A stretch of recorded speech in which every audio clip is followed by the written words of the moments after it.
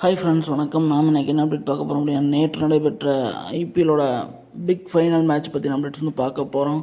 அதாவது பார்த்திங்கன்னா, இந்த மேட்சை பொறுத்த வரைக்கும் வந்து பார்த்திங்கன்னா, அதாவது பாயிண்ட் ஸ்டெப்பில் முதல் 2 இடங்களை பிடித்த கொல்கத்தா நைட் ரைடர்ஸும் சன்ரைஸ் ஹைதராபாத்தும் வந்து மோதின இந்த போட்டியில் வந்து பார்த்திங்கன்னா, இந்த போட்டி வந்து சென்னையில் கூடிய சேப்பாக்கம் ஸ்டேடியத்தில் நடைபெற்றது.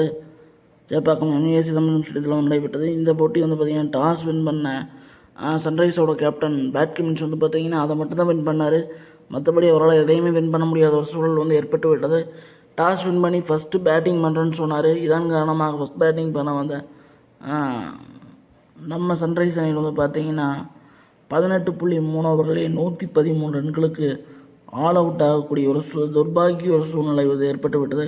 அதாவது பார்த்திங்கன்னா, இந்த சீசனில் வந்து 287, 277, 250 உட்பட 3 தடவை வந்து 4 தடவைக்கு மேற்பட்டுன்னு நினைக்கிறேன். கிட்டத்தட்ட 4 தடவைன்னு நினைக்கிறேன். 250 ரன்களுக்கு மேலே அடித்த ஒரு அணி வந்து பார்த்திங்கன்னா 113 ரன்களுக்கே வந்து ஆல் அவுட் ஆக வேண்டிய ஒரு சூழ்நிலை வந்து ஏற்பட்டு விட்டது. இதுக்கு வந்து காரணம் வந்து பார்த்திங்கன்னா, நல்ல பவுலிங்னு சொல்லலாம். ஆனால் வந்து கொஞ்சம் மட்டமான பேட்டிங் தான் நம்ம சொல்லி ஆகணும். ஏன்னா வந்து பார்த்திங்கன்னா, ராகுல் திரிபாதி அவுட் ஆனதெல்லாம் ரொம்பவே கொடுமையாக இருந்ததுன்னு தான் சொல்லணும். இதில் வந்து பார்த்திங்கன்னா, ஹையஸ்ட் ஸ்கோரர்ஸ் அப்படின்னு பார்த்திங்கன்னா நம்ம பேட் கமின்ஸ் தான் வந்து 24 ரன் அடித்தார். அவர் மட்டும்தான் வந்து 24 அப்படிங்கிற ஒரு மதிக்கத்தக்க ஸ்கோரை வந்து கொண்டு வந்தார். அதுக்கப்புறம் பார்த்திங்கன்னா, மார்க்கம் வந்து 20 ரன் அடித்தார். ஸோ இதுதான் அவங்களுடைய பேட்டிங் கார்டாக வந்து இருந்துச்சு. மற்ற எல்லாருமே வரதும் போகிறதுமாக தான் இருந்தாங்க. இதில் வந்து பார்த்திங்கன்னா, ஓப்பனிங்லேயே ஃபஸ்ட் ஓவர்லேயே வந்து பார்த்திங்கன்னா நம்ம மிச்சல் ஸ்டார்க், அதாவது வந்து பார்த்திங்கன்னா கேகேஆரோட சக்ஸஸுக்கு காரணமே வந்து அவங்களுடைய பவுலிங்கும் அண்டு பேட்டிங் தான் காரணமாக இருந்துச்சு. பட் ஃபீல்டிங் எல்லாமே சேர்ந்த கலவையாக இருந்துச்சு. பட் இருந்தாலும் வந்து பார்த்திங்கன்னா, மிச்சல் ஸ்டார்க் வந்து முதல் ஓவர்லேயே அபிஷேக் சர்மாவோட விக்கெட்டை வந்து தூக்கிட்டார். அதுக்கப்புறம் பார்த்திங்கன்னா, அடுத்த ஓவர்லேயே வந்து வைபவர் ஓவராக வந்து ஹெட்டோட விக்கெட்டை வந்து தூக்கிட்டார். ஸோ இதுலேயே வந்து அவங்க வந்து ரொம்ப அடிபட்டாங்க.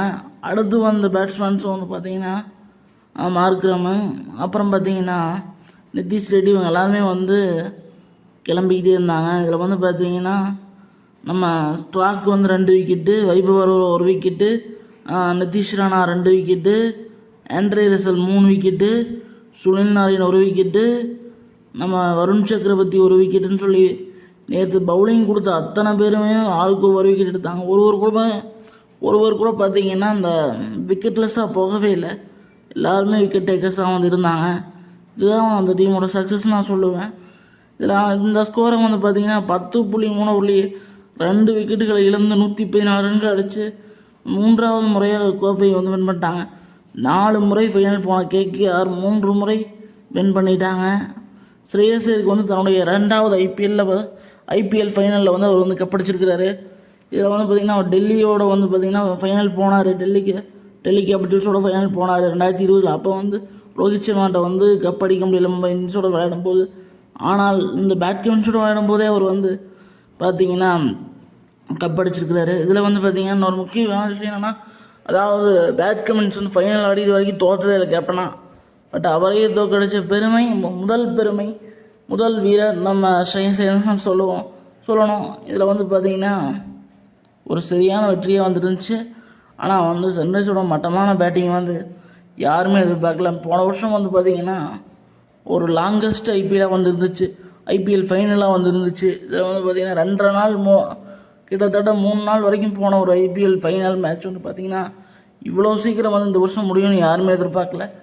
ரொம்ப மட்டமான ஒரு பேட்டிங் தான் சொல்லி ஆகணும். பேட்டிங்னு சொல்கிற கூட ஒரு பேட்டிங் அணுகுமுறை நம்ம சொல்லலாம்னு நினைக்கிறேன். ஏன்னா வர்றவங்க எல்லாமே வந்து விஸ்குன்னு தூக்கி அவுட் ஆனாங்க. ஸோ இதை தான் நம்ம சொல்லணும். இருந்தாலும் வந்து கேகேஆரோட இந்த வெற்றிக்கான தான் அவருடைய நேற்று வெற்றிக்கான நிச்சயமாக பவுலர்ஸ் சொல்லணும். போட்ட எல்லாருமே வந்து விக்கெட் எடுத்தாங்க. இதில் வந்து பார்த்திங்கன்னா அவங்களுக்கு வந்து இன்னொரு பெரிய ப்ளஸ் பாயிண்ட் என்னென்னா, இது வரைக்கும் வந்து ஹையஸ்ட்டு ப்ரைஸ் டேக்கு கிடைத்த எந்த பிளேயருமே வந்து நல்லா பெர்ஃபார்ம் பண்ணலை இது வரைக்கும் நான் பார்த்த வரைக்கும். இருந்தாலும் வந்து மிச்சல் ஸ்டார்க் வந்து அதையெல்லாம் மீறி 17 விக்கெட்டுகளை வந்து அசால்ட்டாக தூக்கியிருக்கிறாரு. அதே போல் சுனில் நாராயண் வந்து batting plus bowling and fielding சொல்லி எல்லாமே எடுத்துருக்கிறாரு. இதுக்கப்புறம் பார்த்திங்கன்னா, நம்ம ரன்னர்ஸ் அப் டீமான சன்ரைஸ் அணிக்கு வந்து 12.5 கோடி கொடுத்தாங்க.